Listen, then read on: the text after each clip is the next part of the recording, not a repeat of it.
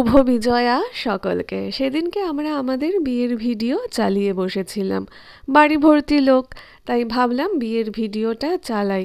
দেখতে কিন্তু ভালোই লাগছিল, তাই আমরা মজা করতে করতে দেখছিলাম, নিজেদের এক্সপ্রেশন দেখছিলাম।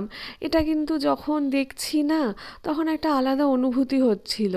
সত্যি কথা বলতে কি জানো তো, যেদিনকে বিয়ে হয় সেদিনকে দিনটা না চট করে চলে যায়। সেদিনকে এত টেনশনে থাকা হয়, মানে একটা অদ্ভুত মানসিকতায় থাকা হয়। সেই মানসিকতার জন্য না ওই দিনটা না ঠিক উপভোগ করা হয়ে ওঠে না। আমার অন্তত তাই হয়েছিল। নানা টেনশন, চিন্তা, নানা কিছু ঘুরছিল, যেন আমি এনজয় করতে পারছিলাম না। এখন মনে হয় যদি আমাকে বলা হয় তুমি কি আরেকবার বিয়ে করতে চাও, হ্যাঁ আমি অতি অবশ্যই বিয়ে করতে চাই। হ্যাঁ হ্যাঁ, চিন্তা করো না, অন্য কারোর সাথে না, যার সাথে বিয়ে হয়েছে তার সাথেই আমি বিয়ে করতে চাই। তবে দিনটাকে আমি উপভোগ করে আমি বিয়ে করতে চাই। যাই হোক, এইভাবে আমাদের তো বিয়েটা হয়েও গেল, 2 বছরও বিয়ের বয়স হলো।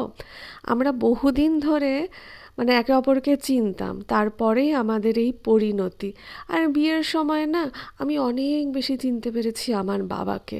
বাবারা তো ইমোশন দেখান না, আমি কিন্তু সেই সময় বুঝতে পেরেছিলাম যে বাবার ইমোশনটা কী। আমি সেই সময় আমার এই ফিলিংসটা এসেছিল। এখনও আমি আমার বাবার কথা বলতে গেলে এখনও প্রচণ্ড কষ্ট হয়।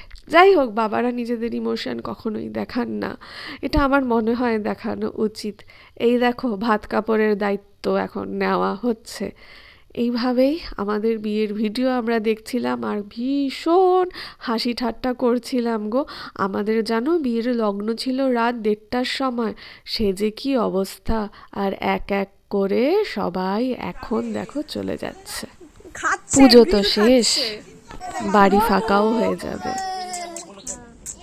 টাটা।